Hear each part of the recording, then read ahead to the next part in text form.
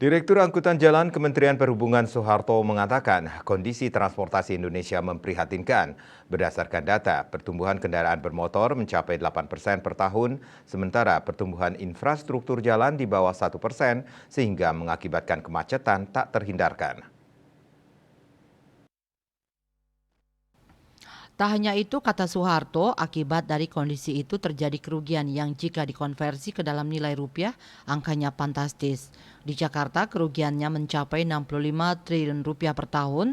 Kota metropolitan seperti Makassar, Bandung, Medan, Semarang, Surabaya mencapai 12 triliun rupiah per tahun. Sedangkan kota besar seperti Denpasar kerugiannya mencapai 10 triliun per tahun. Untuk itu, Kemenhub merancang program mengembangkan transportasi publik. Ada 11 kota yang menyelenggarakan angkutan umum dengan skema by the service BTS dan tahun 2030 secara bertahap akan direplace dari berbahan bakar fosil ke electric vehicle, kendaraan listrik.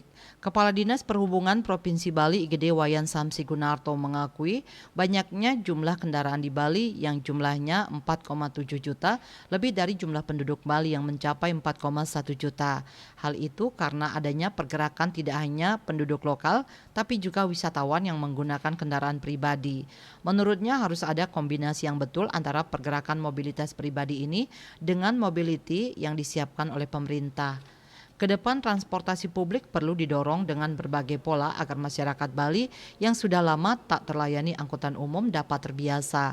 Selain itu, pola lain yang dapat dilakukan dengan pemberlakuan pengaturan pada ruas tertentu hanya boleh dilewati kendaraan umum. Dengan demikian diharapkan akan terjadi perpindahan yang cukup besar ke kendaraan umum karena menggunakan kendaraan pribadi tidak semenarik kendaraan umum. Citamaya, Bali Post melaporkan.